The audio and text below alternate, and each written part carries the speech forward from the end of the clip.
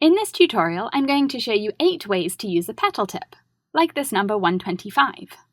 By angling the tip differently, you can create different effects for all sorts of textured designs, like these.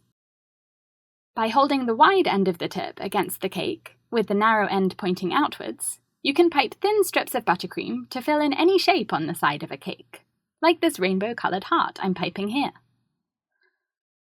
If you pipe too far or the piping droops, you can take off excess buttercream or move the line higher or lower, because the buttercream is still soft and pliable.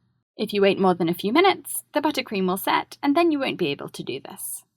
I'm using my 4-minute buttercream for this cake, and the link for the recipe and tutorial is in the top of the screen and in the video description, but you could use ganache or whipped cream instead.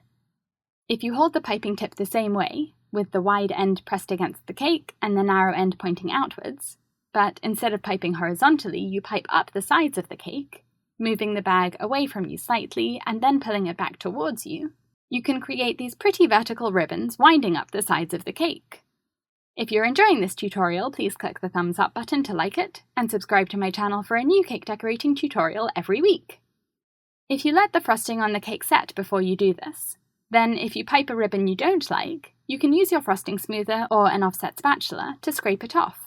And since the frosting on the cake has set, you won't damage it by scraping off the ribbon. When you've finished scraping, you can pipe another ribbon over the top. Here, I'm trying to space the ribbons evenly around the cake, to make sort of a pattern.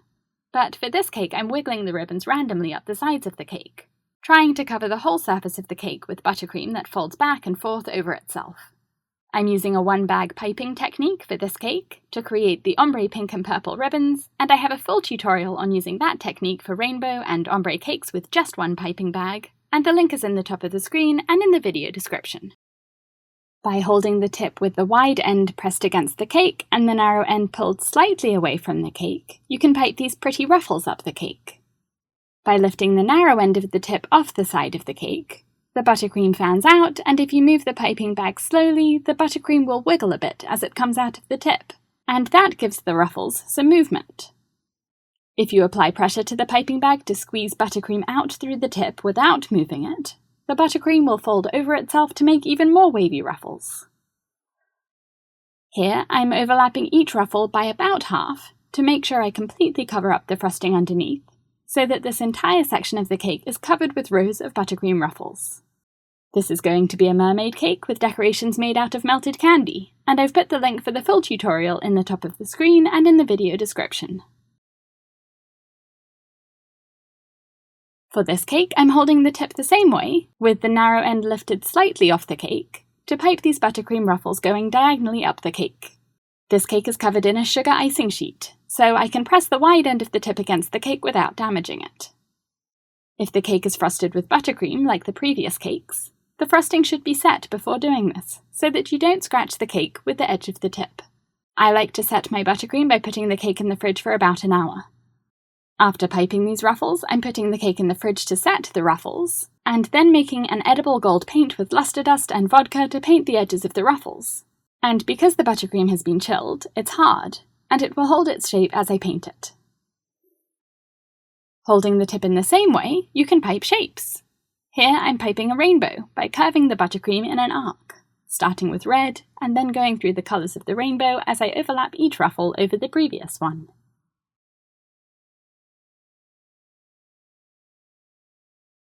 To cover a cake completely with layered ruffles, first frost the top of the cake, and then hold your piping tip with the narrow end pointing upwards, so that the tip is just above the top edge of the cake, and pipe a ruffle of buttercream all around the top of the sides of the cake, so that it's sticking up slightly above the top of the cake.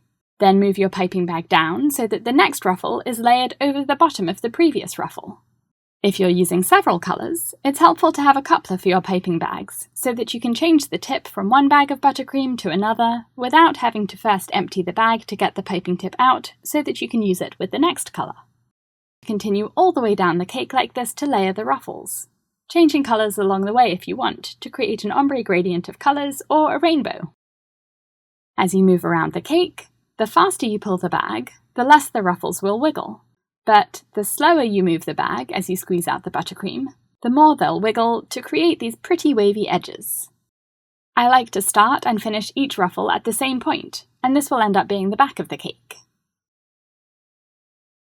For zigzag ruffles, hold the piping bag horizontally, with the narrow end of the tip pointing away from the cake, and as you apply pressure to the bag to squeeze out the buttercream, move the bag up and down as you spin the cake on the turntable.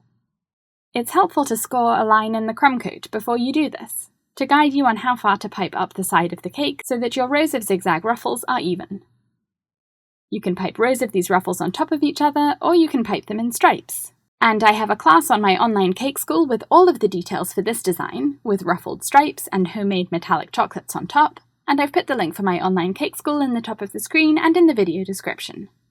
Similar to the heart shape filled with strips of buttercream on the first cake in this video, you can outline a shape onto a cake and then fill it with squiggles using a petal tip.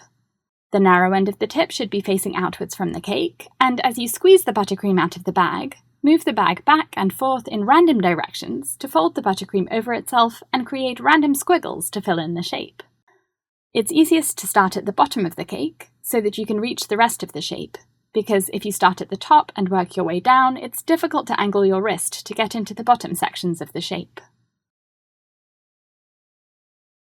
Not surprisingly, petal tips are great for piping the petals of buttercream flowers.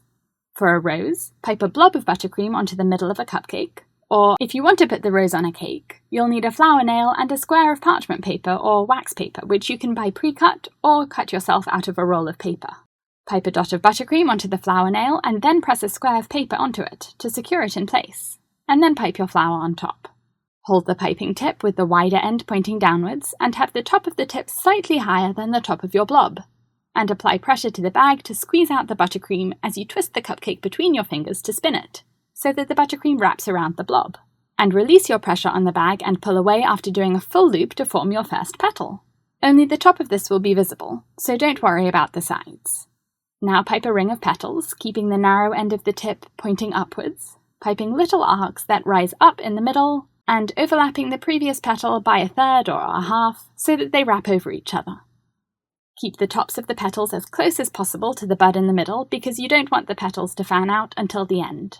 Now pipe another ring of petals, starting each arc to the left or right of the arc in the inner ring so that they don't line up, but instead they're all offset. Just like in the previous ring of petals, each petal should overlap the previous petal. Continue with these rings of petals, and as you get further out, you can angle your tip so that it's pointing a bit further away from the previous petals, to make the final petals fan out instead of curving closely against the previous rings of petals. When you get to your final ring of petals, pay attention to where you start each arc, to make sure you cover up the bottom of the previous ring of petals, since this will be the outer edge of the rose and it will be visible at the end. And there it is! Here I'm piping something similar to a pansy, and if you want to put the rose on a cake, pull the paper off the nail and put it on a board or plate in the freezer for about 30 minutes to chill it, and then you can peel it off the paper and place it on a cupcake, or attach it to a cake with a dot of fresh buttercream to act as glue. I hope I've given you some fun ideas of techniques to try with your petal tip. Thank you for watching. Please like this video and subscribe to my channel for a new cake decorating tutorial every week.